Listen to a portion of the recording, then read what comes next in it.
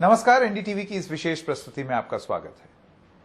सबको स्वास्थ्य की सुविधाएं मिले, अच्छी सुविधाएं मिले, जब उनको जरूरत हो तब मिले, और इस वजह से लोग ना सोचें कि मैं इलाज नहीं करवा पा रहा हूं क्योंकि पैसा नहीं है। अब यही तो सपना होता है ना। आप सोचिए, इतनी बेसिक सी चीज लोगों के लिए सपना बन गई। तो अब राष्ट्रीय स्तर पर ऐसा बताया जा रहा है कि एक आयुष्मान भव योजना सामने आई है। ये योजना क्या करेगी, इससे संबंधित कुछ सवाल भी हैं। क्या ये सफल हो पाएगी उस तरीके से जैसे सोचा है? क्योंकि सोचते तो हर कोई है ये हो, लेकिन क्या ऐसा होगा जमीन पर? इससे और इसके अलावा कुछ और जरूरी महत्वपूर्ण मुद्दों पर बात करने के लिए हमारे साथ खुद स्वास्थ्य मंत्री डॉक्टर मनसुख मंडाविया हैं। नमस्ते डॉक्टर मंडाविया, बहुत बहुत धन्यवाद। सबसे पहली बात तो G20 का सफल आयोजन हुआ है, उसमें और सेक्टर्स तो जो तमाम हैं सो हैं। हमने, अगर आप बायोफ्यूल की बात कर लें तो बायोफ्यूल अलायंस भी हो गया। स्वास्थ्य संबंधित मैं आपसे जानना चाह रहा था कि उसमें की टेकअवेज आपको क्या लगते हैं, क्या है? G20 की सफलता जो मोदी जी के नेतृत्व में देश को मिली है, उसमें हेल्थ एक महत्वपूर्ण विषय है। कोविड के बाद दुनिया में हेल्थ इस चर्चा का विषय रहा है और हेल्थ फोकस विषय के रूप में देखा जा रहा है। हमारी 3 प्रायोरिटी थी। एक, मेडिकल काउंटर मेजर, यानी कि दुनिया को मेडिसिन और वैक्सीन सभी को मिलनी चाहिए, हेल्थ एक्सेसिबल होनी चाहिए, हेल्थ अफोर्डेबल होनी चाहिए। दूसरा, हमारी प्रायोरिटी थी डिजिटल हेल्थ मिशन, यानी कि डिजिटल टेक्नोलॉजी का उपयोग देश के नागरिक की स्वास्थ्य को बनाए रखने में कैसे हो सकता है।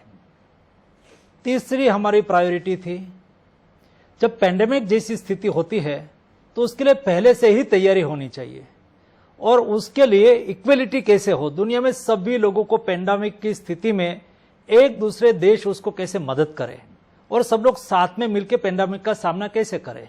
फॉर एग्जाम्पल, हमने देखा ये पेंडेमिक में विश्व के 70% पॉपुलेशन को 30% वैक्सीन मिली और 30% पॉपुलेशन को 70% वैक्सीन मिली। ऐसा नहीं होना चाहिए। तो भारत की प्रायोरिटी थी, ये तीनों प्रायोरिटी पर विश्व की सहमति बनी, G20 देश समूह की सहमति बनी और सब लोगों ने तीनों एजेंडा को सर्वसम्मति से स्वीकृत किया। ये हमारे लिए बहुत बड़ी सफलता है। आज डिजिटल टेक्नोलॉजी में इंडिया लीड करने लगा है। डिजिटल हेल्थ में आज देखो, दुनिया ने देखा, जब दुनिया राइटिंग में कोविड वैक्सीनेशन सर्टिफिकेट लेके घूमता था, तब भारत कोविन ऐप के द्वारा वैक्सीनेटेड व्यक्ति का सर्टिफिकेट देता था। एयरपोर्ट पे जाके उसको हैंड राइटिंग सर्टिफिकेट की आवश्यकता नहीं थी, वो केवल ऐप ओपन करते थे और my self is vaccinated, first dose, second dose, वो सर्टिफिकेट दिखाते थे। आज ई संजीवनी प्लेटफॉर्म के द्वारा देश के हेल्थ एंड वेलनेस सेंटर पर लास्ट पैदाने पर रह रही व्यक्ति को स्पेशलिस्ट डॉक्टर की टेली कंसल्टेशन के द्वारा सुविधा उपलब्ध होती है और डिजिटल टेक्नोलॉजी की कमाल है। तो डिजिटल हेल्थ को हमारी प्रायोरिटी को मान्यता देते हुए WHO जिनीवा में एक सेंटर भी, डिजिटल हेल्थ के लिए काम करने के लिए एक सेंटर भी ओपन किया। तो ये हमारी सफलता है। आने वाले दिनों में हेल्थ सेक्टर में और आगे क्या कर सकते हैं, ये तीनों प्रायोरिटी में उसमें दुनिया के G20 देशों की सम्मति बनी। बिल्कुल। अब इससे पहले कि हम ये आयुष्मान भव, क्योंकि अभी ये हाल फिलहाल ही हमने देखा राष्ट्रपति ने इसकी शुभारंभ किया, इससे पहले कि हम उसके बारे में बात करें, कुछ सवाल डॉक्टर मंडाविया मैं आपसे नीपा के बारे में पूछना चाहता हूं। वो इसलिए क्योंकि अभी ये चर्चा में भी है और जिसने कोविड देखा है तो मन में एक संदेह भी आता है कि क्या फिर से लॉकडाउन लगेगा, क्या फिर से ऐसी स्वास्थ्य की कंडीशन हो जाएगी, क्या फिर मैं इतना बीमार हो जाऊंगा। ये सब कुछ जरूरी सवाल हैं। सबसे पहली बात मैं आपसे ये जानना चाहता हूं कि आप इस देश के लोगों को निपा वायरस के स्केयर के बारे में क्या बताना चाहते हैं? मैं आपको निपा वायरस के केयर के बारे में ये एश्योर करना चाहूंगा कि कोविड क्राइसिस ने हमें बहुत कुछ सिखाया और हमने उसमें से सीखा। हमारी क्या वीकनेस है उसको भी हमने आइडेंटिफाई किया और सर्वेलेंस सिस्टम को रोबस्ट किया। आज लास्ट माइल पर एक गांव में कौन सा डिसीज चल रहा है, उसका चैनल सर्वेलेंस करके तुरंत ही रिपोर्ट हमारे कमांड सेंटर में आती है। जैसा कोझिकोड में केरला में निपा वायरस का केस दिखा दिया, तुरंत ही हमारी नोटिस में आया कि वहां निपा वायरस का केस दिखाई दिया है। तुरंत ही हमारे यहां से टीम चली गई, तुरंत ही उसकी एसओपी है उसको इम्प्लीमेंट किया गया। तुरंत ही सेंट्रल गवर्नमेंट और स्टेट गवर्नमेंट दोनों ने साथ में मिलकर क्या क्या प्रिकॉशन लेना है तुरंत ही लिया गया। आप देखेंगे वो आने वाले 4-5-6 दिनों में ये कोई नया केस ना आए, उसके लिए जो भी करना है वो उसकी एसओपी को हम इम्प्लीमेंट कर। लेकिन डॉक्टर मंडाविया, जैसे नीपा है, आपको ध्यान होगा कोविड भी उसका पहला केस केरल, इसको लेकर के केरल के बहुत सारे लोगों से हमारी बात हो रही थी और उनका ये कहना था कि ये प्रमाण है कि केरल में गांव तक के सिस्टम इस तरीके के हैं कि हम डिटेक्ट कर लेते हैं। अब एक बड़ा सवाल ये है कि जो नॉर्थ इंडिया है या और ज्यादा घनी आबादी वाले क्षेत्र हैं, क्या वहां पर भी इसी तरीके का सिस्टम है कि गांव देहात में भी अगर कुछ हो तो खट से वो डिटेक्ट होकर के पकड़ा? ये आपका अच्छा क्वेश्चन है। आज देश के सारों पार्ट में, सभी डिस्ट्रिक्ट में, सभी ब्लॉक लेवल पर हमने कोविड क्राइसिस से सीखा कि हमें क्या करने की आवश्यकता है, क्या क्या व्यवस्थाएं अभी हमारी कम है। तो हमने Ayushman Bharat health infrastructure mission चलाया, 64,000 करोड़, यानी कि एक डिस्ट्रिक्ट में एवरेज 100 करोड़ रुपया का खर्च होना है। एक खर्च से हम क्या कर रहे हैं, ब्लॉक लेवल से लेके डिस्ट्रिक्ट लेवल और स्टेट लेवल, रीजनल लेवल और सेंट्रल लेवल पर एक लेबोरेटरी की श्रृंखला तैयार कर रहा है। ये श्रृंखला का ये पार्ट है कि ब्लॉक लेवल पर भी एक सरकारी लैब हो, सरकारी लैब में मुफ्त उसका टेस्टिंग किया जाए। तो मुफ्त टेस्टिंग करते हैं, वहां डेटा क्रिएट होता है कि कोई नया वायरस आया, कोई नया डिसीज दिखाई दे रहा है, तो तुरंत ही वो डिस्ट्रिक्ट को इन्फॉर्म करेंगे और डिस्ट्रिक्ट तुरंत ही स्टेट और रीजनल लेवल पर सेंट्रल कमांड सेंटर में वो उसकी इंफॉर्मेशन आ जाएगी। उसका तुरंत ही जीनोम सिक्वेंसिंग हो जाएगा और जीनोम सिक्वेंसिंग के आधार पर क्या चीजें हैं, क्या डिसीज है, उसको आइडेंटिफाई किया जाएगा। तो ये व्यवस्था हम धीरे धीरे धीरे सुदृढ़ करने लगे हैं। तो ऐसा कोई भी डिसीज, नहीं केवल केरला, देश के कोई भी राज्य में कोई भी नया डिसीज आया हो या तो कोई बीमारी फैल रही हो, तो हमें तुरंत ही पता सेंट्रल लेवल पर लगे। ऐसा हमने एक यहाँ कमांड एंड कंट्रोल सेंटर भी रखा है, हमें तुरंत ही इंफॉर्मेशन आ जाती है। नीपा के संदर्भ में भी इस तरीके का कमांड सेंटर चालू है। जो हमारा कमांड सेंटर है उसमें ही इंफॉर्मेशन आती है। तो सारी व्यवस्था है।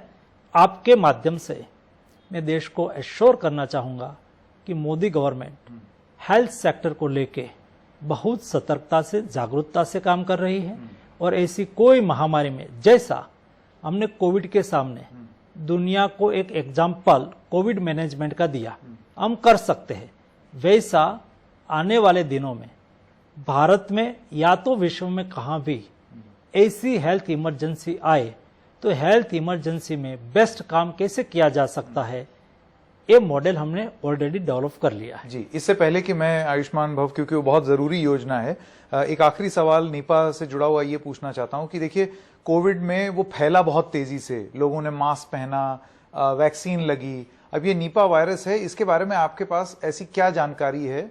क्योंकि जाहिर सी बात है जब लोग ये बात सुनते हैं ना कि ये कोविड से भी डेडली है, तो मन में बहुत सारे सवाल आते हैं कि अब क्या दोबारा मास्क पहनना पड़ेगा, अब क्या फिर लॉकडाउन लगेगा, अब क्या फिर कोई दवाई या वैक्सीन लगानी पड़ेगी, अपने आप को कैसे बचाएं, क्या सिम्टम्स हैं जो अगर हो गए तो हम जाएं, चलें, अपना जांच करा लें? उसमें कोविड से थोड़ा सा अलग है। कोविड वायरस जिस तेजी से फैलता है ऐसा इस तेजी से नहीं फैलता है। एक ये चामा चिड़िया में से फैलता है, चामा चिड़िया करके जो फ्लाई आता है उससे फैलने वाला वो डिसीज है। और जहां चामा चिड़िया ज्यादा होते हैं ऐसे, और वो भी ये रोगग्रस्त हो गया हो तो ये फैलने की संभावना रहती है। उसमें थोड़ा सा हेडेक होता है, बुखार आती है, ऐसा 2-3 सिम्टम उसमें होता है। और ये जिस एरिया में फैलता है तो ट्रेसिंग करके हम तुरंत ही एरिया को आइडेंटिफाई कर लेते हैं। तो ये कोझिकोड में जिस एरिया में फैला था उसको आइडेंटिफाई किया गया। और जगह अगर फैला हुआ होगा तो जिसका पता ना लग पाया होगा, तो पता तो लग ही जाता है। क्योंकि इस टाइप की एक ही जगह पे, एक ही क्षेत्र में, एक ही गांव में एक से ज्यादा कई लोगों को एक ही टाइप की बुखार आने लगे, एक ही टाइप का हेडेक का वो शिकायत करने लगे तो तुरंत ही पता लग जाता है। 140 टेम्परेचर रहे फिर डाउन ही ना हो तो तुरंत ही पता चल जाता है। तो उसको तुरंत ही सर्वेलेंस करके टेस्ट करके आज तो भारत के पास वर्ल्ड क्लास वायरल डिसीज को टेस्ट करने वाली लेबोरेटरी है। तो हमारी IVR पूना में, इंडियन वायरोलॉजिकल इंस्टीट्यूट पूना है, उसमें तुरंत ही टेस्ट हो जाता है। और आज जो केस आए थे, एक केस का टेस्ट हो भी चुका है, उसमें से एक पॉजिटिव आया है जिसका मृत्यु हुआ है। जो 4 ऐसे पेशेंट थे उसका टेस्ट के लिए भेजा गया था सैंपल, उसमें भी 2 पॉजिटिव आया है। तो जो पॉजिटिव आया है उसको अच्छी तरह से ट्रीटमेंट दी जाए और जो पॉजिटिव नहीं है उसको दूसरी तरह की ट्रीटमेंट करके उसका इलाज किया जाए, व्यवस्था सुनिश्चित कर दिया। जो ट्रीटमेंट रहेगी वो हम लोगों को मालूम है कि क्या रहेगी या किस तरीके से? उसका एक ट्रीटमेंट प्रोटोकॉल है। ये प्रोटोकॉल के मुताबिक डिटेक्ट हो जाता है तो उसका इलाज किया जाता है। ठीक, अब आइए आयुष्मान भव की बात करते हैं, क्योंकि संभवतः जब इस तरीके की चीजें फैलेंगी, या यही नहीं कोई भी बीमारी फैलेगी, तो यही चीज काम आएगी।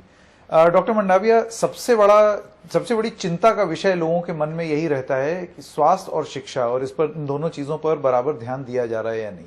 और अगर मुझे बीमारी हो गई तो मैं बीमारी से ज्यादा बीमारी की चिंता सोच के कि मैं इलाज कैसे कराऊंगा, उससे लोग दुखी हो जाते हैं। ऐसे में ये जो आयुष्मान भव योजना है, इसके बारे में अगर आप बताएं कि ये क्या है और इसको क्यों आपकी सरकार गेम चेंजर मानती है? आयुष्मान भारत योजना और आयुष्मान भव अभियान। आयुष्मान भव अभियान प्रधानमंत्री जी के जन्म दिवस 17 सितंबर से लेके गांधी जयंती 2 अक्टूबर तक सेवा पखवाड़ा के रूप में मनाया जाता है।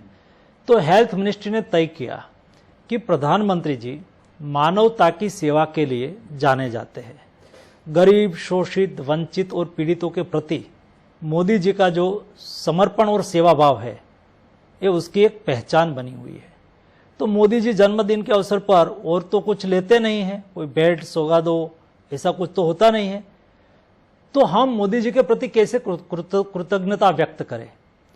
हमने तय किया है कि देश के NGO, देश के इंडिविजुअल लोग, देश के स्वैच्छिक संस्थाएं, सब लोग ये 15 दिन तक सेवा का कार्य करें। सेवा के कार्य में हेल्थ को लेके क्या करें? तो हमने तय किया कि देश में 1,60,000 हेल्थ एंड वेलनेस सेंटर है, वहां आरोग्य मेला लगेगा। NGO जाके उसके साथ जुड़े, सामान्य जनता जाके जुड़े, वहां पेशेंट आए उसको मदद करे, जो कोई बीमार है गांव में तो उसको वहां ले जाए और वहां हेल्थ मेला लगेगा। उसके बाद एक हेल्थ एंड वेलनेस सेंटर पर हेल्थ मेला लगा, उसके बाद कम्युनिटी हेल्थ सेंटर यानी कि ब्लॉक लेवल पर हमारे देश में 707 से अधिक मेडिकल कॉलेज है। ये मेडिकल कॉलेज डिस्ट्रिक्ट लेवल से हो आएगी ब्लॉक लेवल तक, यानी कि टर्शरी केयर के लिए हेल्थ मेला मेडिकल कॉलेज लगाएगी। देश के सुपर स्पेशलिस्ट डॉक्टर वो सामने से आएगा ब्लॉक लेवल पर हेल्थ कैंप में, वहां वो मुफ्त में हमारे पेशेंट का एग्जामिनेशन करेगा, उसका डायग्नोसिस करेगा, उसकी ट्रीटमेंट करेगा, और आवश्यकता होगी तो उसको मेडिकल कॉलेज में ले जाके वहां उसका ऑपरेशन भी करेगा आयुष्मान भारत योजना के तहत। तीसरा आयुष्मान भव अभियान का हमारा कंपोनेंट है जो आपने कहा, वो है आयुष्मान भारत कार्ड क्रिएशन, यानी कि आयुष्मान आपके द्वार कैंपेन हम चलाना चाहते हैं। देश में जो लोग नहीं जानते उनको ये बता दें, आयुष्मान कार्ड मतलब एक तरीके का लोगों का हेल्थ इंश्योरेंस। आयुष्मान कार्ड यानी कि प्रधानमंत्री जी का 5 लाख तक का एक परिवार को 1 वर्ष में मुफ्त इलाज की गारंटी। तो ये मुफ्त इलाज की गारंटी है, बहुत बड़ी महत्वपूर्ण योजना है। एक बार ओबामा ने अमेरिका के 10 करोड़ नागरिकों को हेल्थ सिक्योरिटी देने के लिए योजना चलाई थी, वो ओबामा केयर करके दुनिया में पॉपुलर हुई। ये प्रधानमंत्री जी की 60 करोड़ देश के गरीब लोगों के लिए हेल्थ सिक्योरिटी है, बहुत बड़ा अभियान है।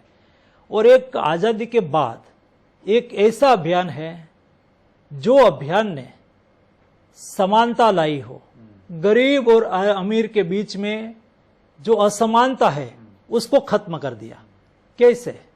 आज अपोलो हॉस्पिटल हो, एक अमीर परिवार, उसके जेब में पैसा होता है, वो वहां इलाज कराने के लिए जाते हैं, जाना चाहिए, उसमें कोई दिक्कत नहीं।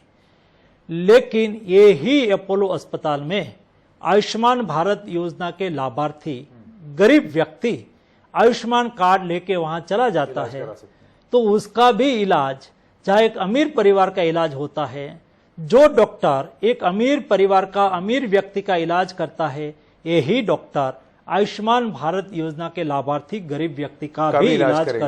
लेकिन डॉक्टर मंडाविया, देखिए, किसी अस्पताल का नाम तो नहीं लेंगे, ऐसे किसी पर लांछन लगाना सही नहीं है, लेकिन आप फर्ज कीजिए, कल्पना कीजिए कि कोई अस्पताल अगर ये आइडेंटिफाई कर ले तो आयुष्मान कार्ड वाला आ रहा है और उसके साथ भेदभाव हो जाए, तो भेदभाव ना उसको प्राइवेट मेडिकल फैसिलिटी या ट्रीटमेंट मिले, तो भेदभाव इसलिए नहीं करेगा कि वहां इलाज कराने वाले व्यक्ति, उसका जो पैसा लगेगा, ये पैसा तो भारत सरकार देगी।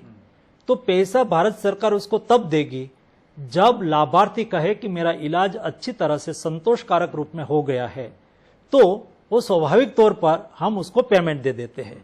दूसरा, हमारा पैकेज, वो प्राइवेट प्रैक्टिस करते हैं या तो प्राइवेट लोगों के लिए जो खर्च लगता है वो ही हमारा पैकेज है, तो अस्पताल को उससे पैसा मिलता है, तो वो गरीब का इलाज करे या तो अमीर का करे, उसको तो कोई फर्क नहीं पड़ता है। जब कोई अमीर का इलाज करता है तो अमीर के जेब से पैसा जाता है, कोई गरीब का इलाज होता है तो मोदी जी की भारत सरकार की तिजोरी से पैसा जाता है। फर्क इतना ही है। इसलिए मेरा अनुभव है 24,000 से अधिक हॉस्पिटल सरकारी और प्राइवेट इस योजना में जुड़ी हुई है। आज मैं देख रहा हूं डेली 10-15 नई अस्पताल जुड़ रही है। उससे दो फायदा है। एक तो अस्पताल को एश्योर्ड काम मिल जाता है, भारत सरकार का सरकारी अस्पताल से जो अस्पताल पर बर्डन है वो कम होता है, और लाभार्थी जो इच्छे वहां जाके इलाज करवा सकता है। तो ये आयुष्मान भव कैंपेन में, अभियान में, हम आयुष्मान आपके द्वार 3.0 चालू कर रहा है। घर घर जाके कोई भी व्यक्ति ऐप पर आयुष्मान भारत योजना के लाभार्थी का कार्ड क्रिएट करके उसको कार्ड दे सकता है। ये एक महत्वपूर्ण बात आप कह रहे हैं डॉक्टर मंडाविया। ये मेरा सवाल ये है कि लोगों को पता कैसे चले, जैसे कि राजस्थान में एक इसी चीज को लेकर के एक योजना चल रही है, वहां पर भी एक कैंप लग रहा है।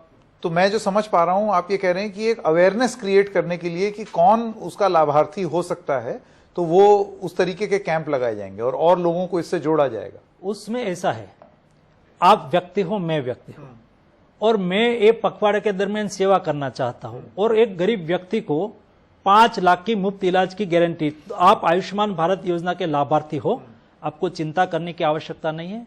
लेकिन उसको पता कैसे चले, तो उसको कार्ड चाहिए। तो हम ऐसे मोबाइल पर, ये मोबाइल पे जाके, अच्छा, आप दिखाएंगे कि कैसे वो कर सकता है। ये मोबाइल पे जाके हम आयुष्मान भारत योजना का कार्ड क्रिएट करके उसको दे सकते हैं। अच्छा। देखो कितना बड़ा काम है। देखो, ये आयुष्मान भारत योजना की ऐप है। अब आयुष्मान कार्ड बनाना, दिखा दीजिए जरा, देख लें। ये मतलब ऐप खोल लिया फोन पर, ऐप आपने खोल दिया और बाद में आप ऐप पे जाके लॉगिन करिए। आप लॉगिन हो गए और फीचर भरते जाइए, तो उससे आयुष्मान भारत योजना के लाभार्थी को केवाईसी करके उसमें से ही आप कार्ड क्रिएट करके उसको व्हाट्सएप से भेज सकते हो। अच्छा। या तो उसको डाउनलोड करके दे सकते हो। तो कितना बड़ा काम हो गया एक गरीब व्यक्ति के लिए, और उसके लिए बहुत बड़ा काम है। उसका कॉन्फिडेंस बिल्ड हो जाएगा कि मुझे और मेरे परिवार में किसी को भी, मतलब किसी सरकारी बाबू के पास नहीं जाना है, फोन से हो जाए। अब डॉक्टर मंडाविया, किसी के पास अगर स्मार्टफोन ना हो तो बहुत सारे गरीब लोग तो वो वाला फोन रखते हैं, छोटा वाला। ये आपका बहुत अच्छा सवाल है। जो उसके पास मोबाइल ना हो, व्यक्ति स्वयं भी डाउनलोड कर सकते हैं। हम किसी के लिए डाउनलोड करके उसको दे सकते हैं। फॉर एग्जाम्पल, मैं कोई व्यक्ति के यहाँ गया, या तो मेरा ड्राइवर है, मेरा ड्राइवर को मैंने पूछा कि आप आयुष्मान भारत योजना के लाभार्थी है, तो वो कहेंगे साहब मुझे पता नहीं है। तो मैं ऐप पर जाके, आप बना सकते हैं उनके लिए। ऐप पर जाके उसका डिस्ट्रिक्ट, उसका गांव में ओपन करके लिस्ट में उसका नाम है, तो ये ऐप से पता चल जाएगा कि उसका नाम है। तो बाद में मैं प्रोसेस करके कार्ड क्रिएट करके डाउनलोड करके उसको प्रिंटर से निकाल के दे दूंगा। बहुत खूब। और फिर तो वो अपना उसके जाके पास इलाज करा ले। हो मोबाइल, स्मार्टफोन हो ना हो कोई जरूर नहीं, उसके पास कार्ड हम हमारे मोबाइल में डाउनलोड करके उसको दे दे। मेरा आखिरी सवाल डॉक्टर मंडाविया, आयुष्मान भारत योजना के बारे में चर्चा हुई है, इसके बारे में बहुत टाइम से हम लोग सुन भी रहे हैं। मैं आपसे ये जानना चाहता हूं कि कितने लोगों को ये कार्ड अब तक पहुंचा है और इसका पेनिट्रेशन, ताकि ज्यादा लोगों तक पहुंचे, उसके लिए तो आपने ये योजना बताई दी, तो आपने कुछ एक टाइमलाइन रखी है कि हमको इतने लोगों तक पहुंचाना है? जैसे फ्री राशन 80 करोड़ लोगों तक पहुंचा, ये अभी कितना है और आप कितना सोच रहे हैं कि जाए? आज आयुष्मान भारत योजना के लाभार्थी 60 करोड़ है, उसमें से 24 करोड़ को कार्ड दे दिया गया है और ये कार्ड 70% फैमिली को, फैमिली में कोई न कोई एक व्यक्ति को कार्ड मिल गया है। आज तक ये व्यवस्था ऐप वाली नहीं थी तो इतनी गति नहीं आई थी, लेकिन भारत हमारा एक हेल्थ के लिए अलग सा मॉडल है। दुनिया में दुनिया का मॉडल हो सकता है, लेकिन हमारे लिए हेल्थ है कॉमर्स नहीं है, हेल्थ है सेवा है। और ये सेवा पखवाड़ा में हमने अपेक्षा रखी है कि देश के नागरिक सेवा के काम से जुड़े। तो कैसे जुड़े? तो हमने कहा है कि आपके अड़ोस पड़ोस में आपके ड्राइवर, आपके यहाँ काम करने वाले कोई भी गरीब व्यक्ति हो और आयुष्मान भारत योजना के लाभार्थी हो, उसके लिए उसका कार्ड बनाने की सेवा कर दो। बहुत बड़ा काम हो गया। मुझे पूरा विश्वास है कि उसको हमें सैचुरेशन मोड में ले जाना है। हम उसको अभियान को कंटिन्यूस रखेंगे और लोगों को कंटिन्यूस आह्वान करते रहेंगे ताकि गरीब लोगों को अपना हक मिले। जी, डॉक्टर मंडाविया बहुत बहुत धन्यवाद इस समय के लिए। Thank you.